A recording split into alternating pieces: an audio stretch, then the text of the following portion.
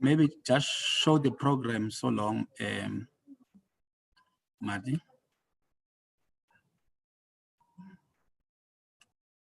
On the screen.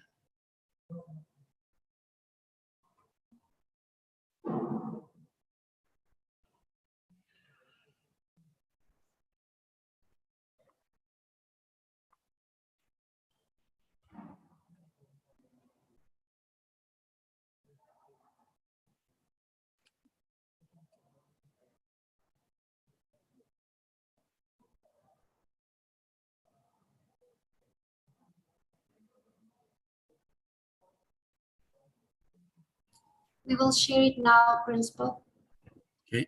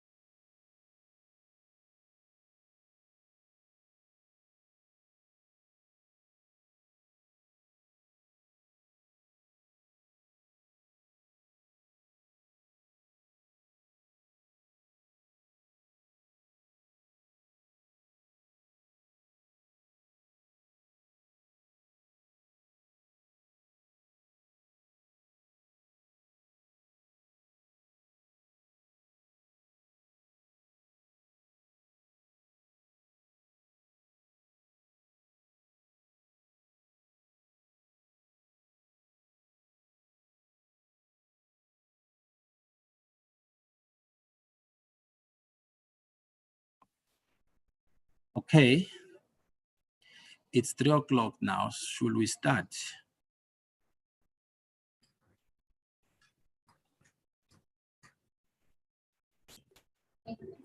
Deputy Minister of Finance, Honorable Dr. David Masondo, Professor Nwaweni, Principal of the National School of Government, Prof. Danny Roderick, who has joined us here today. Colleagues, welcome to this masterclass on rethinking economic policy post-COVID. Most countries around the world are making a recovery from the 2 years that COVID has ravaged our economies and disrupted lives throughout the world. I was reminded when I saw this topic of Albert Einstein, who reminds us that insanity is doing the same things over and over again, expecting the same results. I believe that with the disruption that COVID has created, we can't think the same in rebuilding our economy and transforming the lives of our people throughout the world. Colleagues, managing the economy is very important because it is the only tool that we have to unite our people along racial as well as gender lines to create a united and prosperous South Africa as mandated by our Constitution. Colleagues who are joining us from throughout the world and different parts of South Africa, I welcome you to this masterclass, and I'd like to call on Prof. Ncaweni to give his official opening remarks to this masterclass. Thank you. Prof. Ncaweni, over to you. Thank you, Bongani, for giving us this opportunity. I wish again to welcome our special guest, Professor Danny Roderick, all the way from Harvard. It's a morning for him, afternoon for us here. I also wish to welcome all the ministers, deputy ministers, MMCs, mayors, and all other senior government officials who are with us this afternoon, including members of the media, economists, and other interested stakeholders who are joining us on this 1.5 hour virtual interactions. As the National School of Government, we are running a series of masterclasses as part of the thought leadership conversations that we are prioritizing as the school. The idea behind these masterclasses is for us to bring top shelf scholars and practitioners to engage with public servants in South Africa, those who are elected and appointed to engage on very topical issues concerning governance, the economy, and other areas of public governance as they happen both here in South Africa and internationally as well. We do this within the context of the priorities of the sixth administration, and in particular, the first priority, which is got a major impact on us as the National School of Government, which is about building capable, ethical, and developmental state. And as you will see in the intervention that Professor Danny Roderick will be making today, she will be dealing more about the issues that have to do with what we define or debate as being a character of a developmental state. As you know, we've got a number of faculties as a National School of Government, including those that are taking care of members of the executive. And so having thought leadership conversations like these ones is part and parcel of the work that we are doing in building state capacity. In the end, Prof, to you and other guests who are here, we make one point very strongly.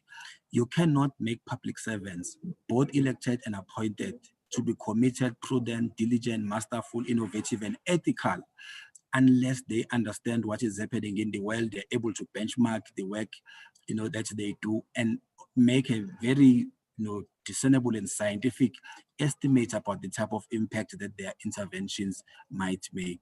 Today, we've got Professor Danny Roderick, who is gracing us with his presence. We've done other master classes, before over the past 2 years during the pandemic. Some of them have been televised, have been a resounding success, and we are grateful that we are able to attract these top shelf scholars locally and internationally to engage with us. And with the benefit of doing this virtually, it means the mayors and the MMCs and public service local government level, wherever they are in the country, are also able to participate.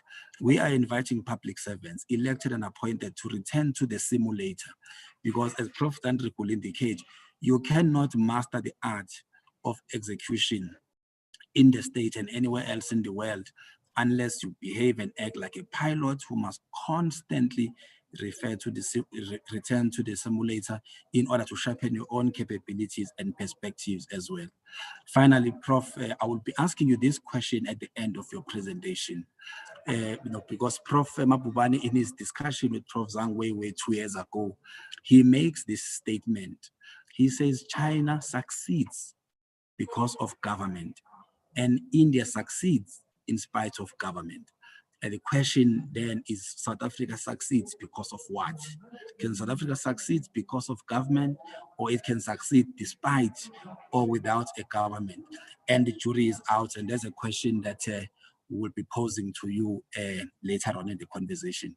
So I'm not going to do a lengthy introduction. We'll post your profile on the chat platform, Prof. So let me give you time to make your presentation and we'll engage afterwards. Thank you and welcome once again. Thank you, Principal, for those wonderful opening remarks that give context to our masterclass of today. I'd like to call on Prof. Donny Roderick to give us to start with the masterclass. Prof, over to you. Thank you. Thank you very much. It's a pleasure to be addressing this audience, to be a guest of the National School of Government. I look forward to the discussion that we're going to have. I hope that some of the comments that I'm going to be offering you will stimulate your thinking and will be a good platform for discussion.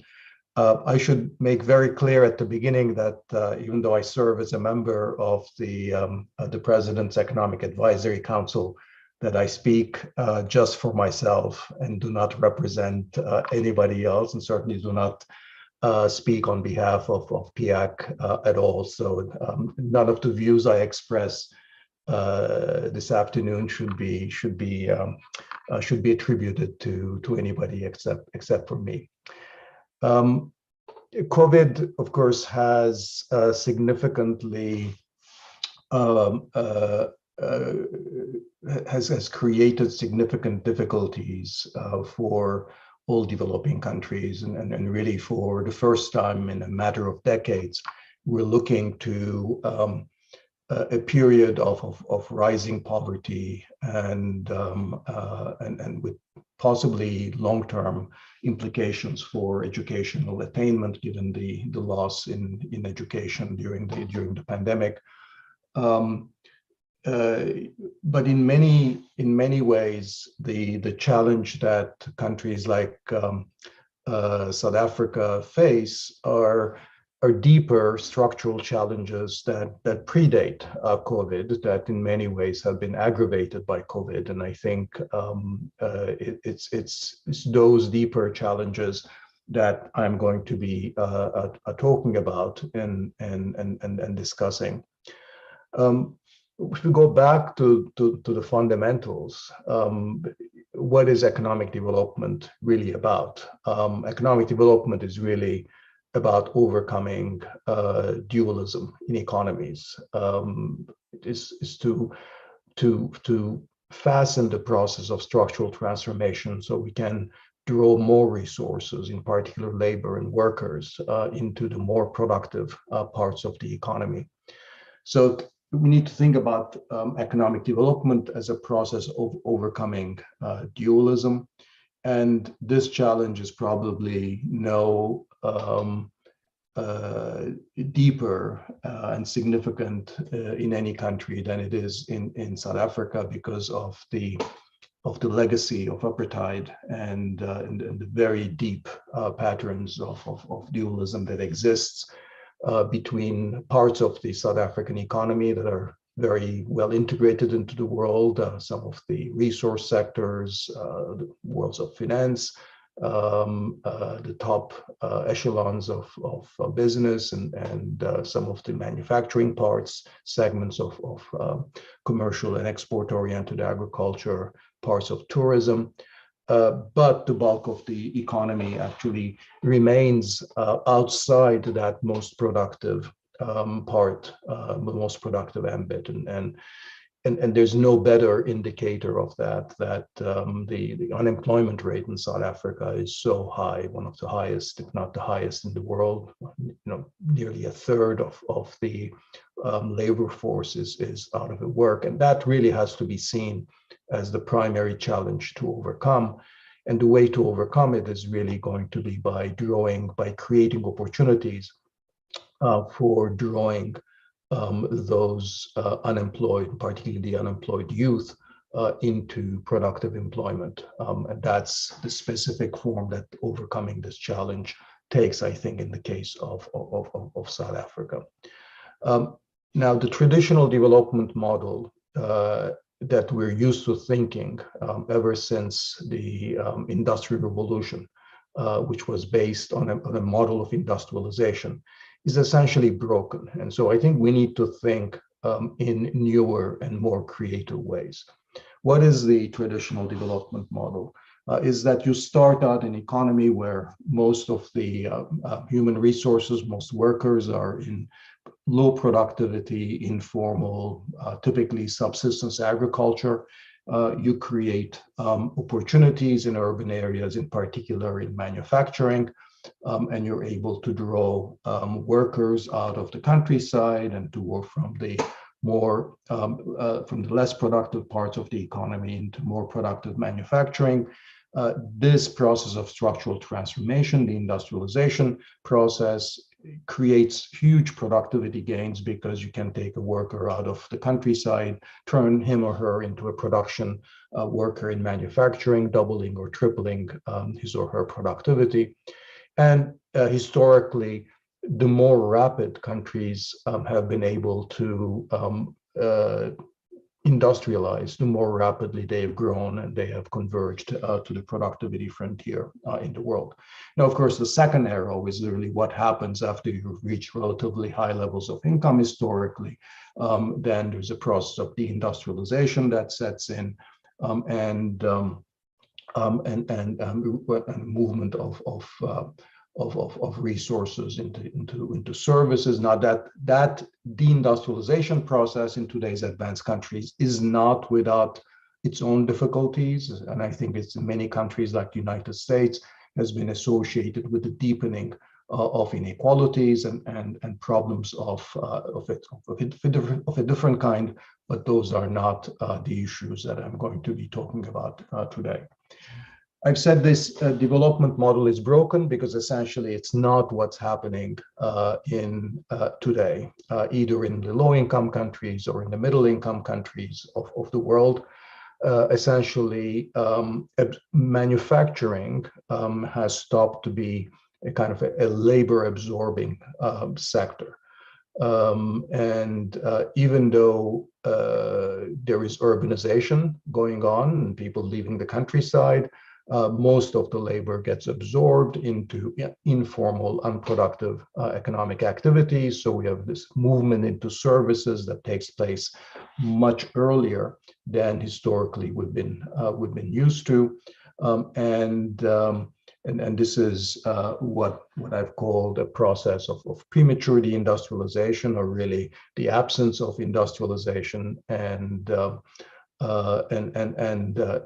even in those countries, and I'll give you a couple of examples from low-income sub-Saharan Africa in a second, even in those countries where you have a process of industrialization going on, this overall economic dualism reproduces itself within manufacturing. That is that very, very little, very small part of this industrialization takes the form of productive, large-scale, organized formal manufacturing on a proper productivity trajectory.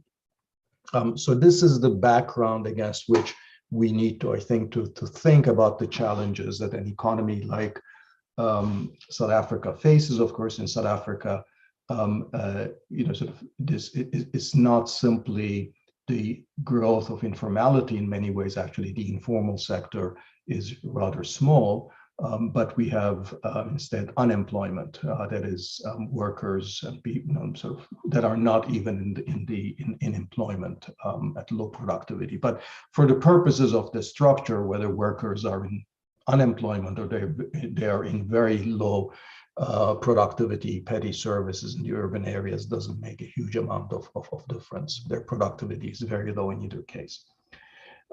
Just to spend a couple more minutes on sort of how the world has changed in terms of economic trajectories and processes of industrialization, let me give you examples from two East or Southeast Asian cases of what typically used to happen during the process of industrialization. So this is Taiwan, a country that industrialized in the started in the late 50s, 1960s and 70s, and Vietnam, a relatively more recent case. In both cases, the green line here represents the total number of employment in manufacturing. And then this employment is broken down into two components. One is formal employment and the other is informal employment.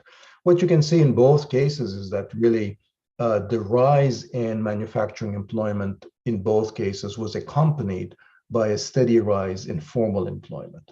In fact, informal employment remained very low and certainly shrank as a total share of total manufacturing employment. So this formal employment in organized factories and in registered formal parts with access to technologies and capital and so forth. If we look at two sub-Saharan African cases, and of these, Ethiopia is probably the best known as a country that has experienced some significant industrialization. The share of manufacturing in total employment over a period of a couple of decades has increased from low single digits to around 10, 11%. And however, the difference is that this increase has essentially been all through informal employment. So you can see that in the case of Ethiopia, formal employment remains distressingly low. It is really informal employment in manufacturing that has increased. And the problem is that this informal employment has all the characteristics of that we associate with petty non-traded urban services, informal services, namely low productivity and poor productivity performance over time. So essentially, the growth of manufacturing, the labor absorption has taken place in the wrong parts of the economy.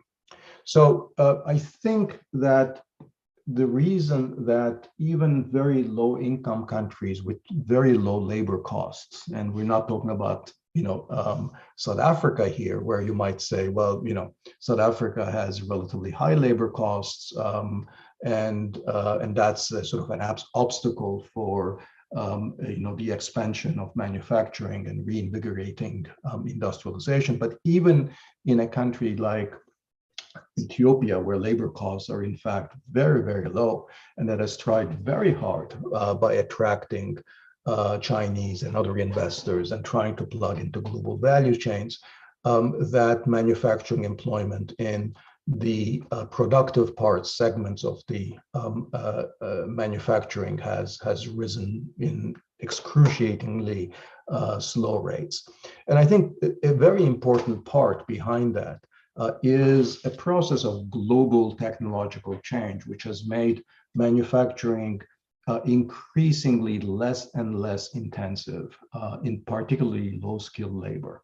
So the process of innovation and technological change globally in manufacturing has been biased towards capital and towards skills and professionals, and the share of low-skilled labor in the total value-added manufacturing has shrunk very significantly, as you see in this chart. What that means is essentially that countries that are relatively labor abundant could in principle benefit from labor intensive industrialization are finding their comparative advantage in labor intensive manufacturing essentially reduced over time because of the pattern of technological change that is biased against low skilled labor. If we look at countries at the rather sort of the opposite end of the income spectrum, where that are countries that have industrialized in previous periods, and looking at what has happened to employment in manufacturing there, we actually see a kind of a similar trend where it's been extremely difficult to keep employment in manufacturing.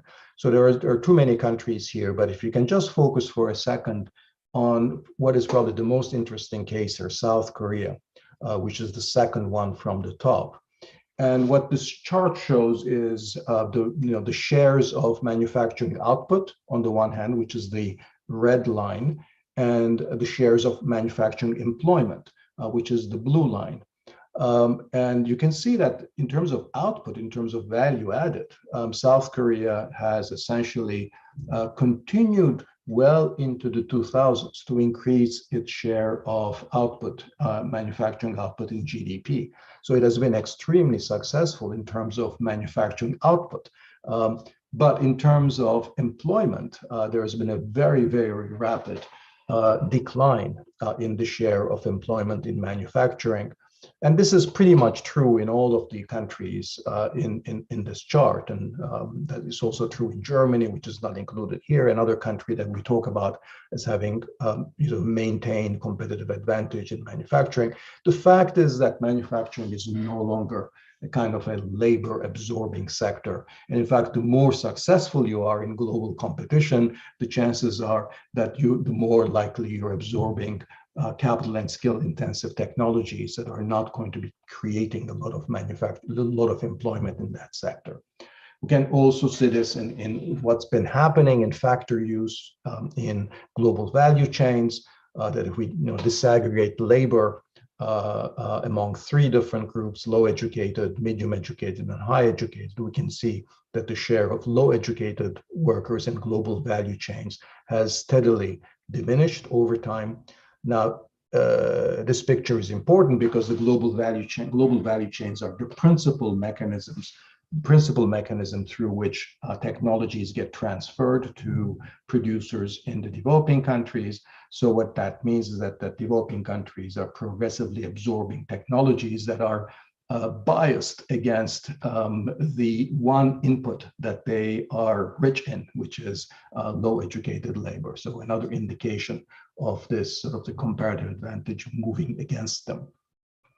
So this is kind of a global context. And in that global context, of course, South Africa stands out because it's the most extreme example of a country that is finding very difficult to absorb labor into the more productive parts of the economy, whether it's manufacturing or whether it's the tradable high productivity services. This, of course, is to a large extent driven in the South African case, from the legacy of economic policies, economic structures, and the political systems of the past. But this global context in which that I've been talking about in the last few minutes really makes this problem much, much harder to resolve. So let's hone in what I think is, let's hone in on really the fundamental structural economic problem that I think the South African economy faces. And that, I would say, is a mismatch between what South Africa produces and South Africa's labor endowment. In other words, there's a mismatch between what the actual production structure is and what it has a capacity to produce. The production structure is very skill intensive. That is certainly true of most of the tradable financial and business service industries of South Africa, and manufacturing, even though it's not tremendously skilled for reasons that I've already talked, has become more and more skilled. The labor force, of course, is quite unskilled, and the relative education level for historical reasons is very, very low. Okay? So the problem is that the post-1999 growth strategy in economic terms was extremely successful in terms of preventing significant macroeconomic imbalances. And that's not a small feat, because I'm old enough to remember all the talk about how after the transition to democracy that would be very difficult to maintain macroeconomic balance given the struggle for distributive shares, given the huge inequality that the democratic regime inherited, and that in those kinds of highly unequal economies, that it is often not possible to maintain macroeconomic stability, and then sort of monetary and fiscal policy goes out of whack, so high inflation and unsustainable debt is often the result. by and large, the South African economy avoided those macroeconomic crises. But the structural problem was not solved. So this problem is, if anything, has become more acute today than it was even back in 1994. Now, having sort of identified this as the key economic problem, then, sort of in terms of how we resolve this, there is really logically only three possible ways of reducing this mismatch. And so let me go through them in order, and then I'll suggest what I think is the way that, the ways that don't make sense and the way that do make sense.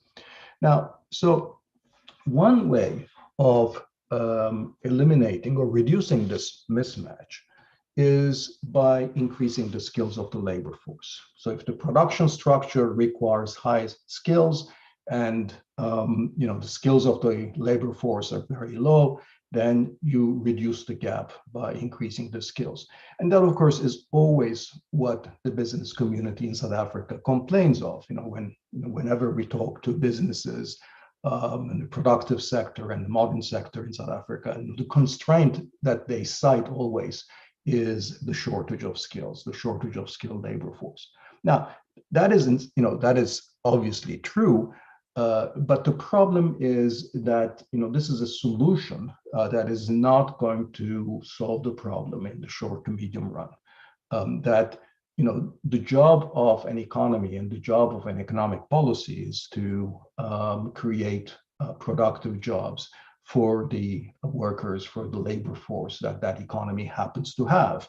And that is what the economic policy has been failing in.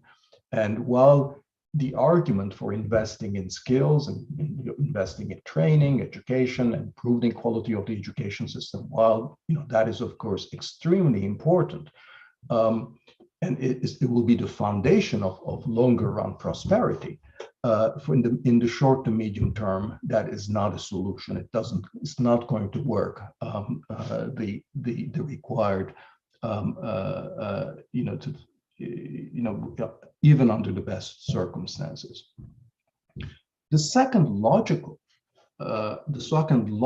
way in which we can address the mismatch and reduce this gap between the skills of the production, the skill requirements of the production structure and the skill availability is by taking the production structure as given and reducing its skill intensity. In other words, sort of changing production techniques, making it more labor intensive. Now, in reality, again, this is not likely to be a very feasible strategy. So we're talking about production techniques in your auto industry, or the production techniques in finance and business services, or highly commercialized agriculture. So there is, even though there might be some flexibility in sort of capital labor ratios, or how many skilled professionals versus young school leavers the firms employ, that flexibility is not huge. So these production techniques, or the technologies that are being used in modern tradables and services, are essentially set globally, and they're not very flexible. It's very difficult to travel along that isoquant. So therefore, I would conclude that it would be very unlikely that the existing production structure in the country can absorb the excess labor under the current production structure. Even if you actually, really went down the, market fundamentalist neoliberal line of trying to squeeze labor costs down so that you can, you give, firms an incentive to use more less skilled workers. So that doesn't seem to me to be realistic. So I'm left really more by excluding the other two logical possibilities, with the only other path of closing this gap which is to essentially create much more labor-intensive firms and economic activities, fill out what sometimes is called sort of the missing middle of the economy, which is particularly large in South Africa, that is stimulate the production of sort of more labor-intensive sectors. Now, these are going to be, for the most part, very different from sectors where South Africa currently has competitive advantage in world markets. And they're going to be not necessarily the most productive parts of the South African economy. These activities are likely to be much more small scale. They're going to be more on the sort of the non-tradable parts of the economy. They're going to be smaller and medium-sized enterprises. And if we were to sort of measure their overall total factor productivity, it's possible that they'll be of lower TFP than the most advanced parts of the economy. But since such activities might have the capacity to absorb more labor compared to the other two strategies, that we might be able to put to use what is the most wasted and the most important resource that the economy has, which is human labor. So this, it seems to me to be,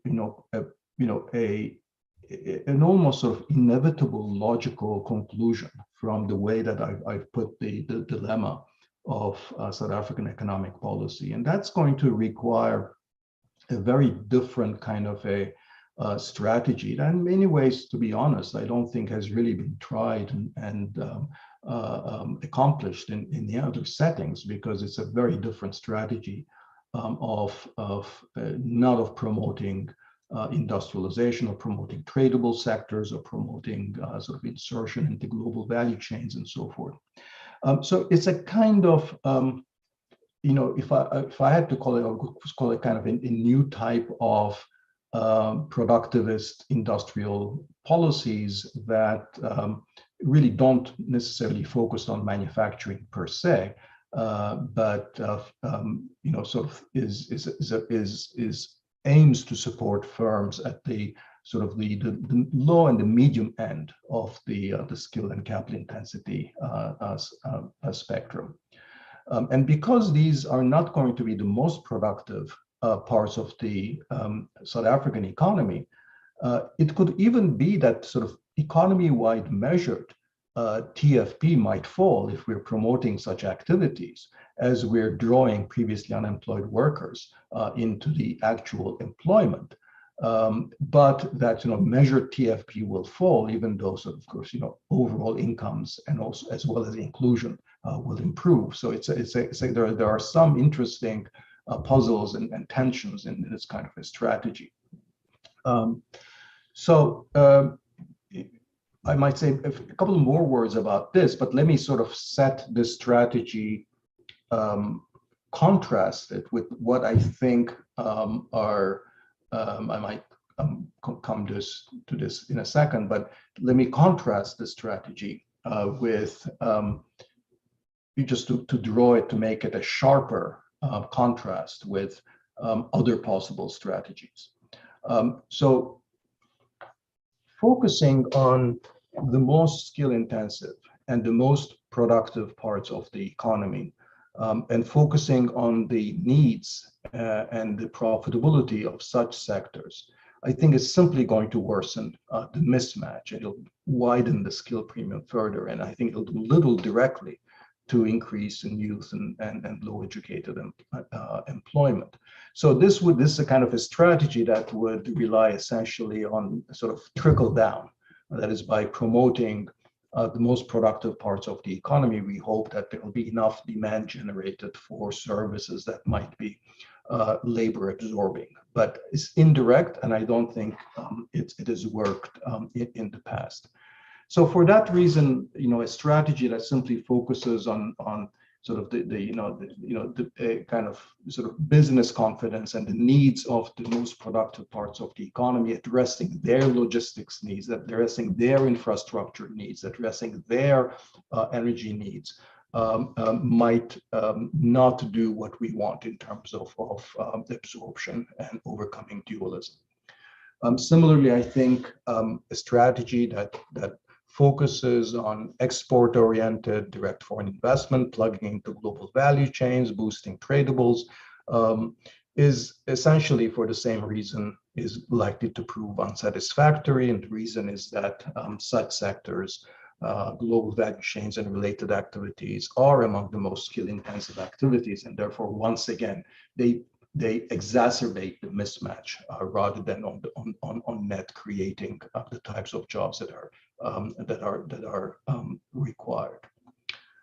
Third, I would say that if you just took a kind of a very super or hyper Keynesian look, and that says, let's try to fix the employment problem through aggressive demand and fiscal stimulus. So, just basically increasing aggregate demand, trying to run the economy very hot so we can tighten the labor market. So this is a kind of an argument that has increasingly become relevant in the United States and in some other countries, advanced countries.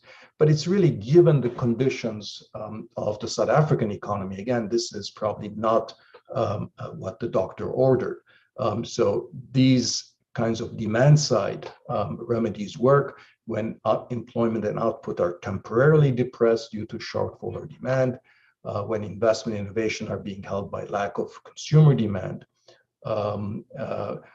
and very important, when real interest rates and fiscal burdens are reasonably low. And of course, these are not the kinds of conditions that apply to South Africa.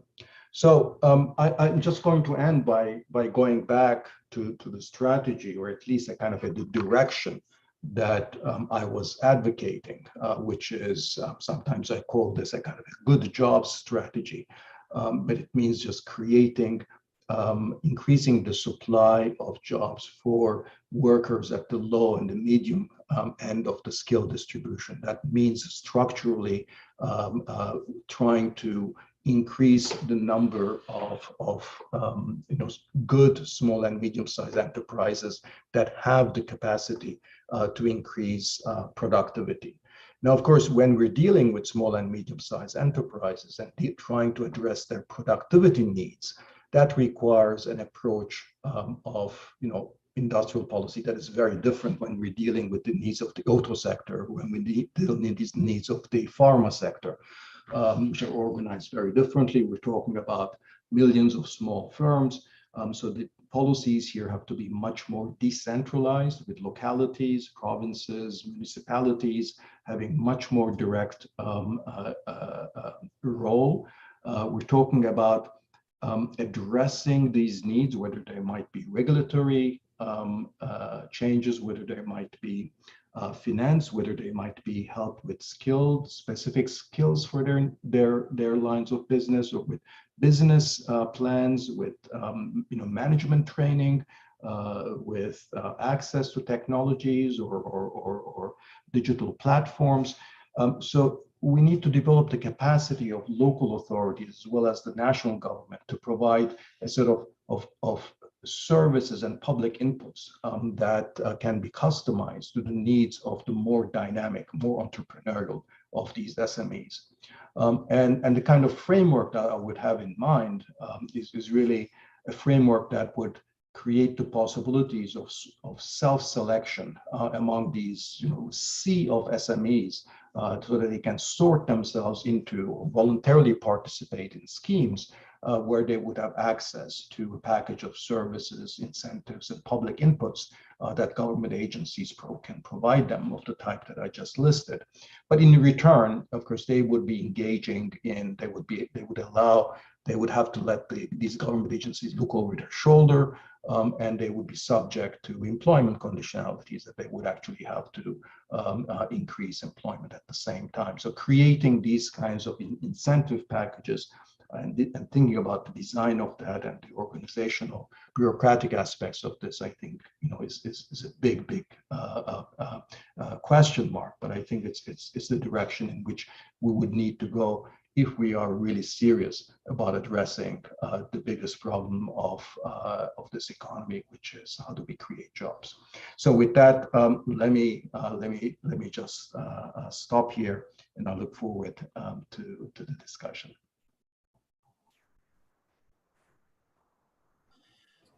Yes, no, thanks, Prof, for that intervention. Very illuminating presentation indeed. We do have a few people who are here who would like to ask some questions, and as we indicated, we will take those in groups. So we'll take about 3 to 4 questions. Of course, there are others who are already asking questions on the Q&A platform. And before I do that and identify them, I would like to have your comment, Prof, on the role of the state based on that slide that I put up that's in India. India succeeds despite of government, and China succeeds because of government. What will be your critique, as far as South Africa is concerned? If Kishore were to ask you that question, how will you respond to it? Sure. I mean, let me just say that I have been thoroughly impressed by the South African government and the people who work in the public service in South Africa in my various interactions. I think, whenever we talk about some of the economic problems of South Africa, I'd like to remind people about the incredible political achievement that South African governments have managed since the transition to democracy. And I think this cannot be emphasized enough that, we think about, China, we say that, well, the government works there. Well, the most important institutional transformation that awaits the Chinese economy has yet to be undertaken, which is to turn China into a pluralist political system. Because if China is going to become a modern economy, I don't think it can become that under an authoritarian system, under a single-party dictatorship. South Africa has very successfully managed that transition into a multi-party, into a liberal democracy, and even more so, after a few years under the previous regime, that looked like South Africa was going to go the way of many other countries that lost their way and became more authoritarian populist countries, that South Africa sort of rebounded. And returned back to its post-1994 liberal democratic roots. I don't want to sort of put paint too rosy a picture, but I think in comparative experience, for anybody who deals with sort of countries around the world that are facing these economic problems that are not nearly as large as those of South Africa's, and then find excuses in the weaknesses of their political systems, in these underlying problems of inequalities, exclusion, and so forth, and ethnic and linguistic fragmentation, and all of that. I mean, the South African case really represents a political miracle. So I cannot find fault with the South African government given what it has achieved. Now, all of that is really in terms of the political context, which I think is extremely important. Now, on economics, I was very clear in my criticism that I think only half the job has been done, which was, the macroeconomic framework has been relatively successful, with ups and downs. The structural framework has not been successful. I think if I had to say that, part of the problem has been lack of that South African government has tried to do too much. I mean, even if you read current policy, pronouncements, it's all over the place. Everything, is being addressed. And I think there needs to be a clearer strategy, much greater focus. And I think focus is what generates capacity. If you don't have enough focus, then you're basically dissipating the resources that you have. And I think what perhaps has lacked in the economic programs have been sort of enough focus on a clear strategy that said we're doing this, which means we're not doing that. Instead, I think in South Africa it's always been doing this and that other thing as well, and not sort of changing course when things aren't necessarily working. Okay, Prof, let me ask Duma Obule, followed by Sam Mkokeli and Thulani Chefuta, in that order. Duma, Sam, and Thulani, you have under a minute to ask questions back to back.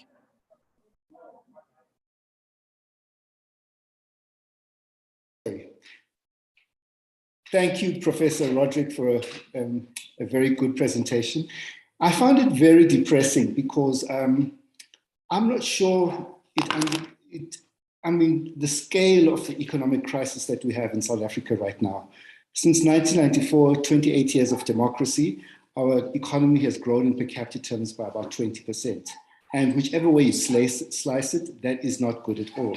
So I just want to ask two questions. You talked about industrial policy. If you look at the Asian countries, they had so much more tools, even China, of industrial policy. And I'd like you to comment on the exchange rate as a tool of industrial policy. But in South Africa, in the last year, our industrial policy funding was about 0.2% of GDP. The incentives from the DTI were about 0.1% of GDP, like about, and so I stopped looking at the industrial policy in South Africa because there's no budget in it and the tools that they use are inadequate. The second question I want to ask is that there has to be a role for a Keynesian demand stimulus. The last time I looked, the average large manufacturing company has got spare capacity of 23 to almost a quarter of the manufacturing sector spare capacity. And what they say is there's no demand for the products and services they produce. So there has to be a demand for, and many South Africans have talked about how that demand stimulus can be provided. And finally, I just want to say there was a time in South Africa where we created 3 million jobs between March 2003 and December 2008. And this is about the macroeconomic policy. And the government started spending after they shut the taps during the gear period between 1996 and 2003. And it was astonishing how much government was spending in terms of final consumption spending and also infrastructure investment. And that spending has collapsed during the last 13 years. And I would argue that those are the macroeconomic constraints that has prevented us from growing since December 2008. And the unemployment finally is 46.6%. We're talking about 12.5 million people. So we have to really, in my personal view, it has to be a kitchen sink approach towards addressing this crisis. It is something that we have to address over an extended period, 10 to 15 years, to make any headway. Thank you. Thulani, are you there? Thulani from NetLeg. Yes. Good afternoon, Prof. And let me take this opportunity and comment this great insightful presentation as well. There are various components of it which I consider to be essentials, which on the bright side, you can also trace into our economic reconstruction and recovery program. But I want to hone in on the theme that the Prof highlights as the most critical economic challenge in terms of the mismatch. One of the most important indicators I look at is when looking at on the question of skills, is that we have two pieces of legislations in South Africa. One being the Skills Development Act, the second one being the Employment Equity Act. And being mindful of the fact that the Employment Equity Act does not facilitate wholesome employment, but only that element of equity on employment.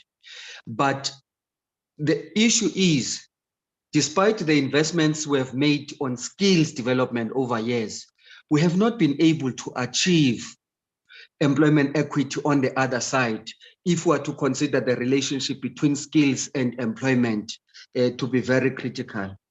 The second part for me is that I fully agree with the centrality of skills in the economic equation. On one side, if you don't provide those skills, I see that being a binding constraint. On the other side, if you continue to provide those relevant skills required by the economy, which is what you can call demand-led skills, I see that as a critical enabler. But it would be interesting to hear how the Prof then accounts for the phenomenon of unemployed graduates that is so rampant in South Africa, that despite people staying the course, acquiring education and skills, graduating, and still having those being unemployed. And lastly, Professor Ngawen, if we agree, I think Professor Roderick is agreeing with the thinking around demand-led skills, so that the same skills can add value in our production processes. What can we do to stimulate the interest of business and industry to actively participate in the process of skills development, in the process of informing what skills do their economic production processes actually need, so that we don't produce skills that we perceive to be required by the economy, but produce skills that will basically have that neat strategic fit with the production processes that are led by business. Thank you very much, Prof. Prof, I think it's fair that you take those two questions, after which we will go to Deputy Minister Phathekile Holomisa and Sam Mkhokheli. So let's take this round and then we follow with the next two. So thank you. I appreciate those questions and comments. So let me just say, briefly respond on three issues that were raised, not all, but three of them. One, sort of industrial policy instruments. Second, the role of demand stimulus. And third, the role of skills and skills training. On the industrial policy tools, I think, I mean, if you believe my story, then the kinds of industrial policy tools that East Asian economies used during the heyday of their export-oriented industrialization experience in the 60s and 70s and 80s, that those kinds of instruments are not really very relevant. And for that matter, I mean, the kinds of industrial policy instruments South Africa used, for example, with the automotive sector to try to attract investment and so forth, and generate exports. And those are not necessarily, all that relevant. Why?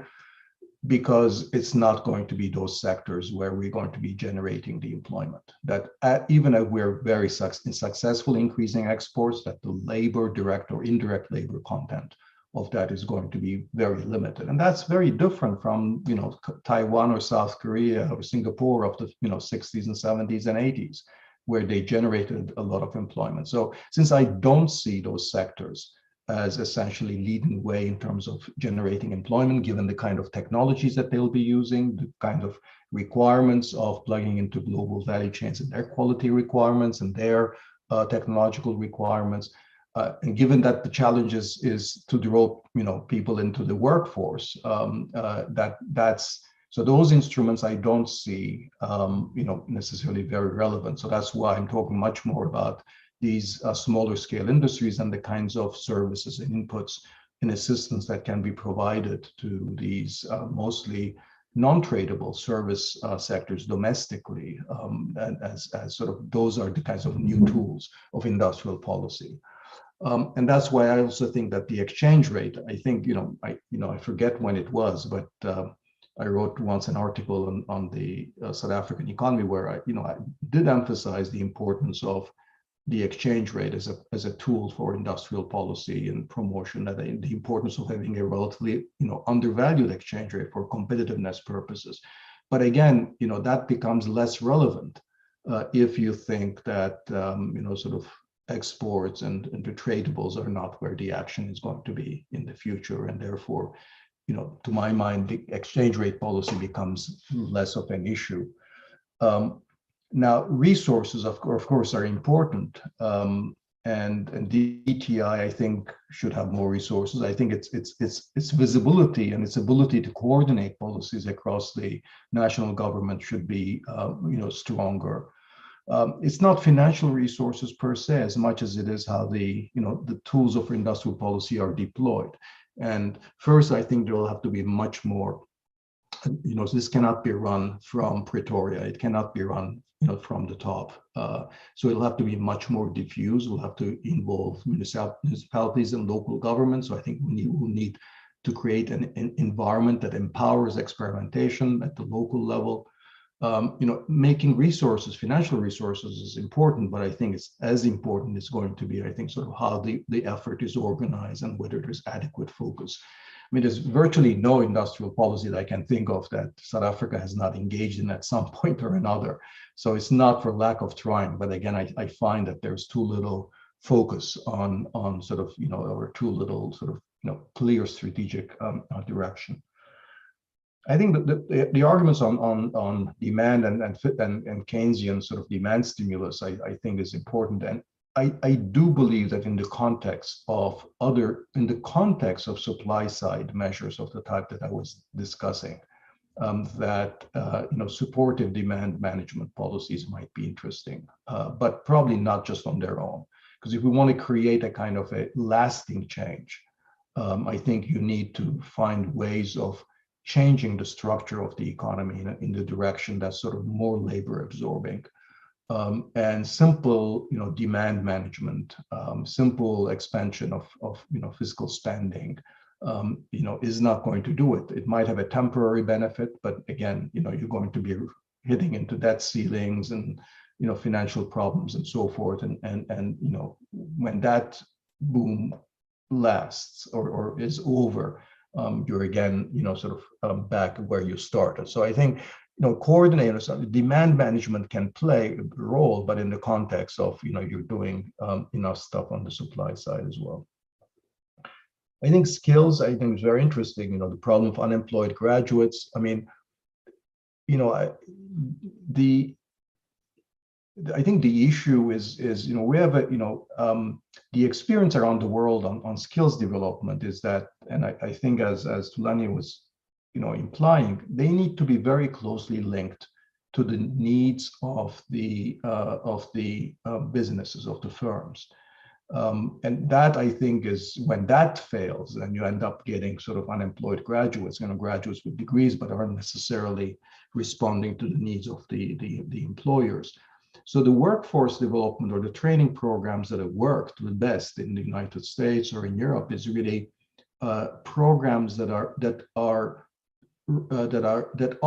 do two things. One is that they're very closely linked to the needs of the employers, and that has to be not just the sort of the large big firms, because they ought to have the resources to invest in those training, but there actually should be the needs of the the smaller, medium-sized entrepreneurs, the smaller firms that don't have the capacity to invest in skills and training for the kinds of workers that they need, and whose training needs might be more accessible by the young graduates.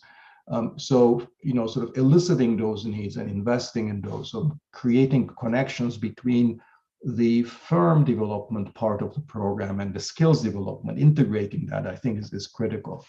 The second element of the skills training programs that have worked are that they tend to take a kind of a holistic approach to investing in skills. It's not just specific degree programs or courses or certification, but also is taking into account the various needs of the job seekers, whether they're lack of transportation, lack of childcare, lack of access to this or that. So, providing what's called in the US sort of wraparound services, a set of services that enables sort of the removal of constraints of younger, more disadvantaged workers from participating fully in the labor force. So having very close links with the employer, number one, and then being in a position where you can offer broader wraparound services that are customized to the needs of the job seekers. Those are, I think, sort of critical elements of making training programs work. I think that could be very effective in the context of a broadened employment tax incentive. Right? I'm a fan. I mean, I like the wage subsidy, the ETI, but it has to be connected to, on the one hand, sort of these skills training programs that serve the needs of the employers, as well as these programs that aim to increase productivity in the more entrepreneurial parts of the smaller and medium-sized enterprises. Thanks, Prof. I'm going to take another next three, and later I'll ask my colleague Bongani to summarize the questions in the chat platform. I think these three will be the last ones. So it will be Deputy Minister Phathekile Holomisa, followed by Sam Mkhokheli, and then Pelisa Nkomo. So Deputy Minister, you can proceed. Yeah, thank you very much, Principal, and good afternoon to the Professor and everybody on the platform. Mine are rather very simplistic questions because I'm no economist. First of all, was there a stage in our history when there was a match between the skills that our educational institutions produce and the skills required by the economy? And secondly, if there ever was, and then there was a decline, at what stage in our development as a nation or as a state did that decline begin? And what was the cause of that? Thirdly, there's in recent years been a lot of talk about this skills mismatch. What is it that our educational institutions are failing to do to make sure that the required skill sets are produced? Is there any reason why there may be a lack of conversation between business, the state, and the educational institutions that you are not able as a nation to produce this kind of skill? And lastly, yes, basically, why are we not able to overcome this difficulty of having a mismatch of skills? And did I say lastly, in the countryside, Prof, we have a lot of land in what we call communal areas or tribal areas. That land is lying fallow. And would you be able to say, why is it that you are failing to cultivate that land with the communities that own it? I know that they don't have title deeds that they can use in order to leverage loans from the financial institutions. But nonetheless, I'm sure the state, if the state is able to build houses for people and do other things such as that, surely it can have the wherewithal to assist in the productive cultivation of these lands. So why are you not doing that? Because it could do two things: provide employment opportunity to the unskilled living in the countryside, but also produce food, not just for themselves, but for the market, so that they can better their lives. Thank you very much, Teacher Longku. Thank you. Sam and Pelisa, back to back. Ngosi, Teacher, good afternoon, Professor and everybody and all the participants. I'll be very briefer than the Deputy Minister. Professor Roderick, could you please help us understand, if maybe share with us if you are aware of any good examples globally of societies that have done social compacts in light of the complex the president has been talking about recently? And also, what sort of environment politically would we need to be able to achieve in introducing these social compacts? Are they easy to introduce things? Are these things that could be done within 100 days type of timeline? Thank you. Elisa? Yes, thank you, Chair. My question, Chair, Prof, you're actually sharing something quite interesting. You're saying that you can't fault the South African government in as far as what they've been able to do. And you make an interesting comparison between, the political miracle story and as well as the economic miracle story. I don't know if you have any miracle story, by the way, to tell. So, I mean, I would be keen to hear from you. Why would you think that you can't fault the South African government given some of the things we've been experiencing, which I think they're contained in the first question. So we've experienced in South Africa what I call extractive economic institutions, for instance, and I think you would certainly be familiar with this concept. And I'm interested to hear from you, your reflection on the role of, and I know that you're not an institutionalist, but perhaps just to reflect on the role of institutions and planning in addressing economic dualism. And within the context of the three strategies that you've outlined. Then the second question is around the issue of South Africa has actually experienced deindustrialization, and as such, it has actually even lost the market share of several high-tech industries. So we've actually, from even medium tech economy, we've moved even to low tech economy. And my interest is that, and I think it's kind of really linked to what do you think should be the role of macroeconomic policy, particularly from the context of monetary policy. The example I want to make is that historically, when you read monetary policy literature, there was a time when monetary policy would support certain industries that are perceived to be strategic in the economy. And in particular, those industries would remain the backbone of the economy.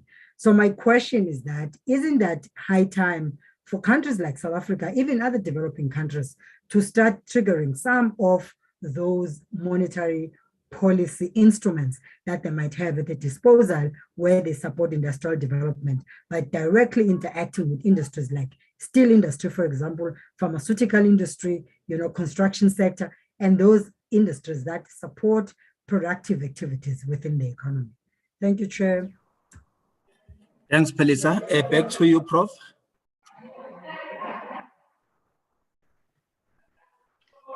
Thank you again for the last round of questions and comments.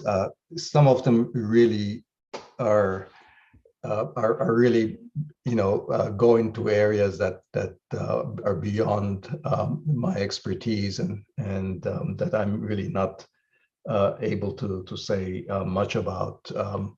Why are educational institutions in South Africa not doing a better job? I'm not an expert on this, so I won't be able to really comment on that. On the issue of land that lies unused, I think that's whatever regulatory or property rights issues that are sort of critical there, the main constraints, I think. It would be important to address.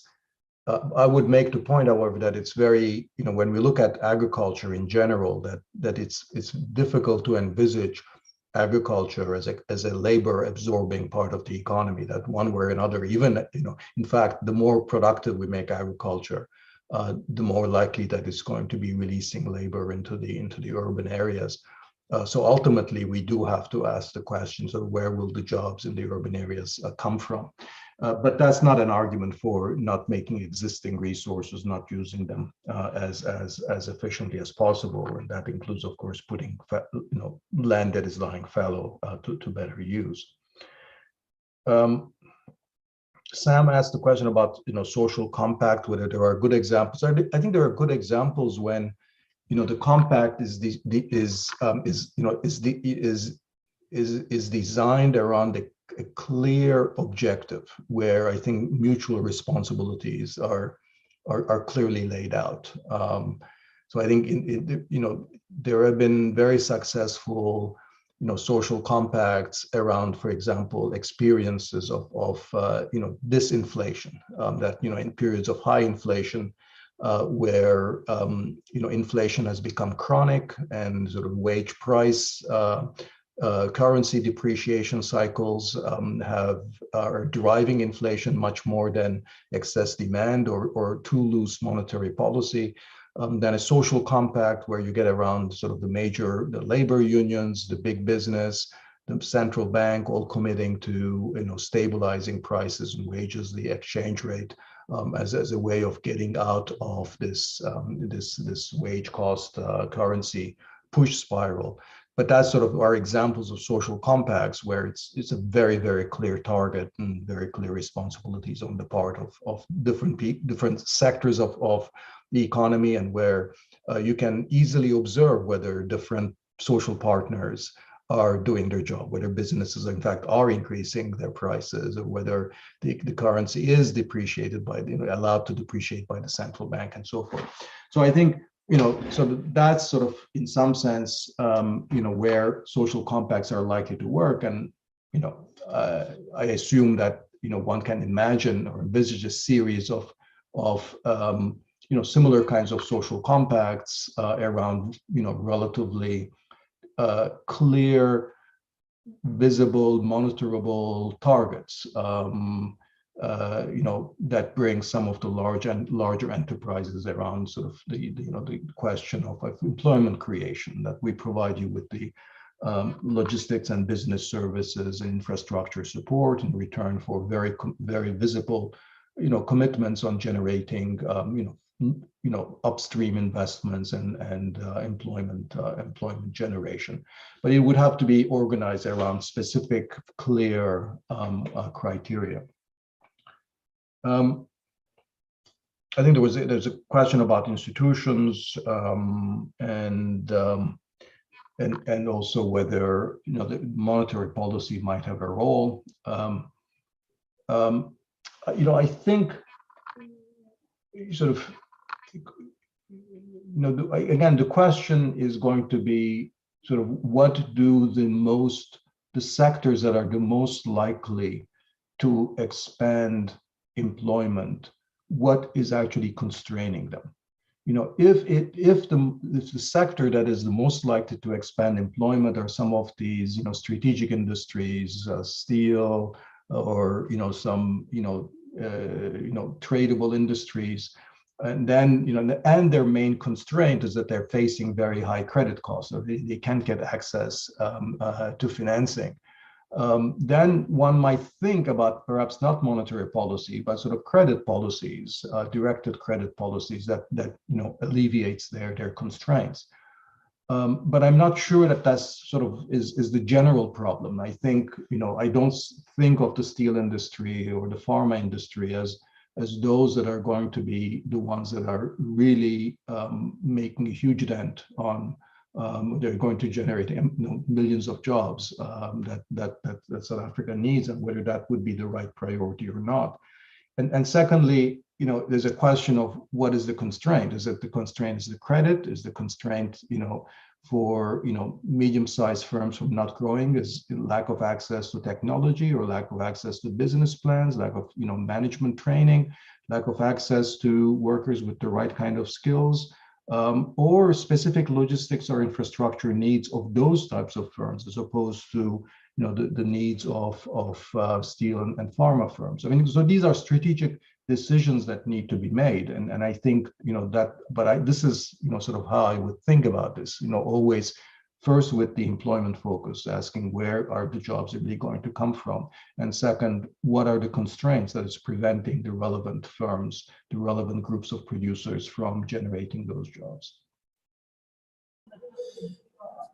Prof, thank you very much. Let me request you, Prof, to take a minute or two to round up, maybe go back to your key message in your last 3 slides, re-emphasize some of the points that you've made, where opportunities lie for South Africa, what key strategic and bold decisions need to be taken, and that could be in the way of your summary.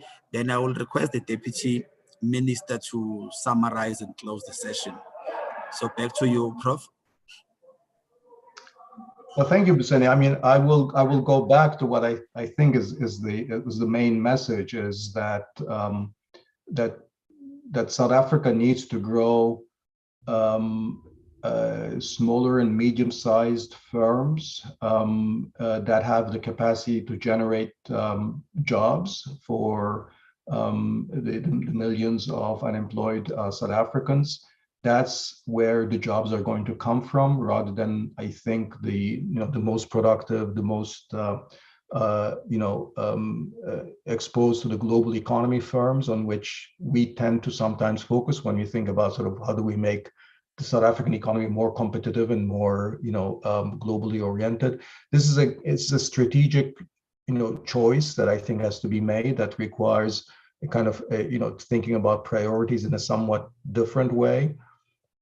It's not a conclusion that I come to lightly, because it does entail a very significant reorientation of the way that we think about our economic strategy.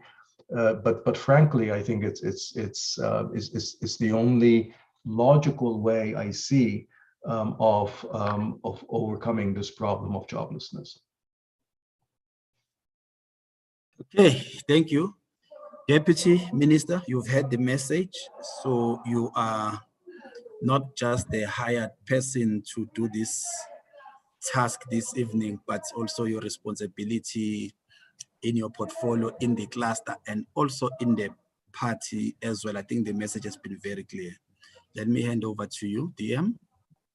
No, thanks, Professor Naweni and Professor Roderick, and ministers, GMs and mayors and all participants on this platform. I think a number of issues have been raised, but I just want to suggest that the mode of recovery from the low growth, economic growth worsened by COVID-19 will also be determined by how we understand how the modern economy works. And if we think that the markets work perfectly well, they are just constrained on the supply side, supply of labor, electricity, credit, and all that. Well, the solution is simply to deal with only with those supply side constraints. And if we think that the modern economy works because just of demand, and the constraint of our economic growth is just on the demand side, well, the solution: increase incomes. Whether that generates inflation or stagflation, it's something else. And I want to suggest that we need to understand the economy from the profit side. And the reason for that is that it is the profit that determines both supply and demand. Because firms, whether in the labor-intensive or in the most productive sectors of the economy, they engage in production on the basis of short-term profitability. And as they do so, they require the supply of workers, labor, purchasing of goods, and this is where demand comes. They also generate incomes for different economic agents, which if it's owners of capital, shareholders, they get dividends. If it's workers, they get wages.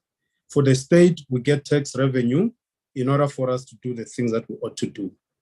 So therefore, if we understand the economy from the profit side, in other words, profit-based decisions set conditions for supply and generate demand for all sorts of things.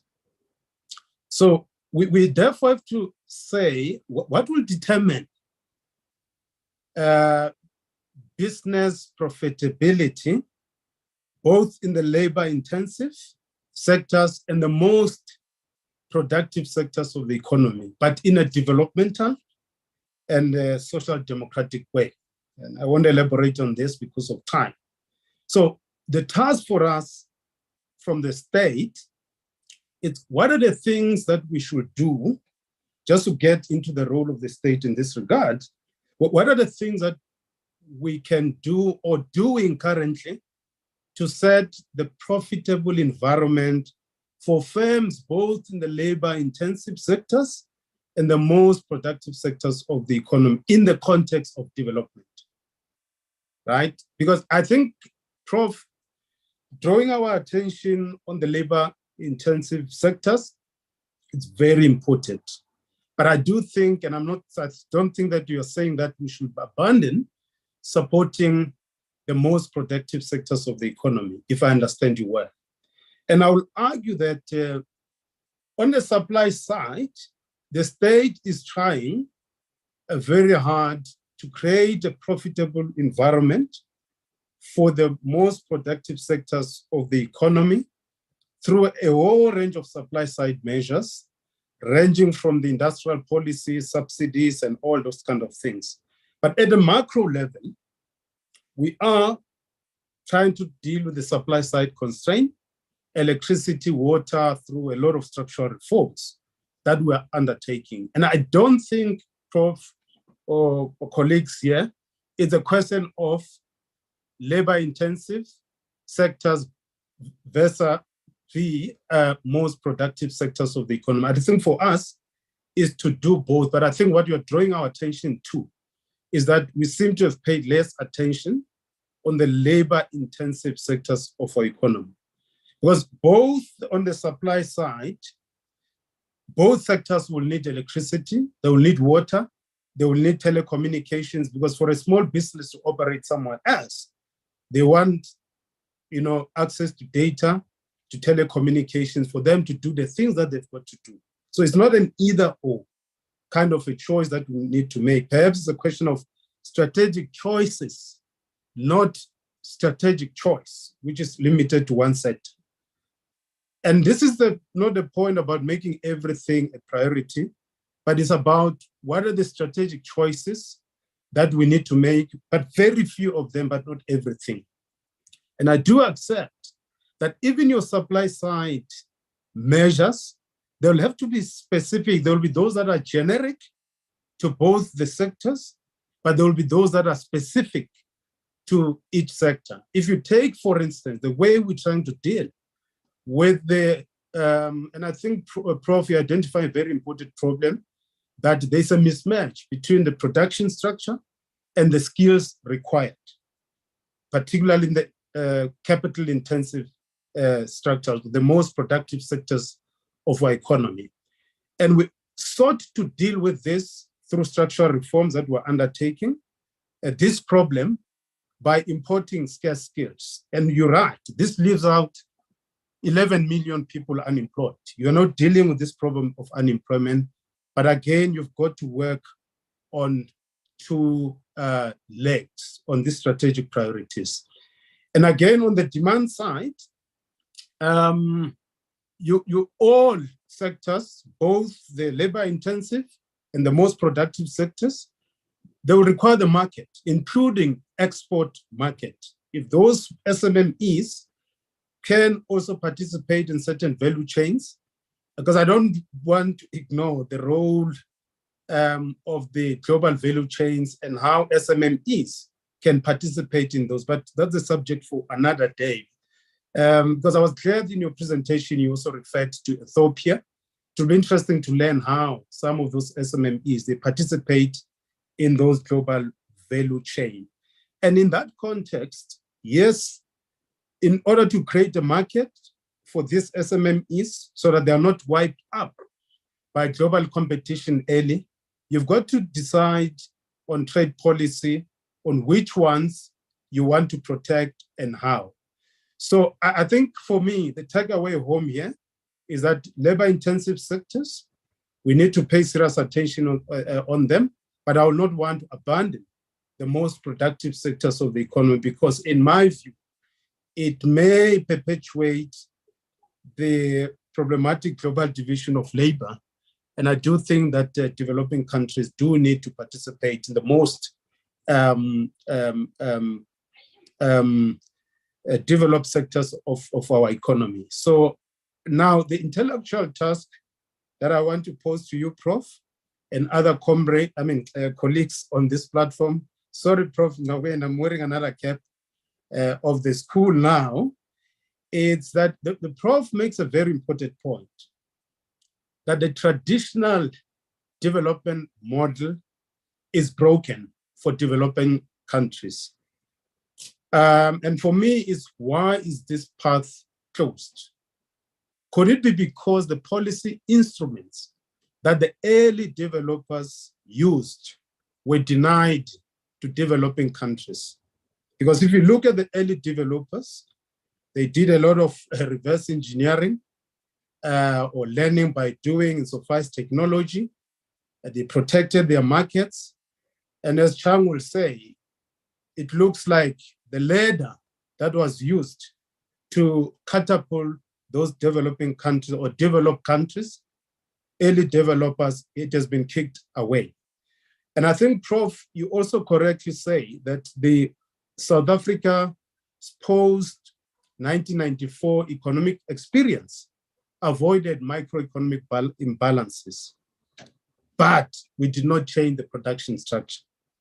Big question, which is our homework. Could it be, firstly, it is why, and could it be that the very same microeconomic policy itself was not aligned to enable us to change the production structure?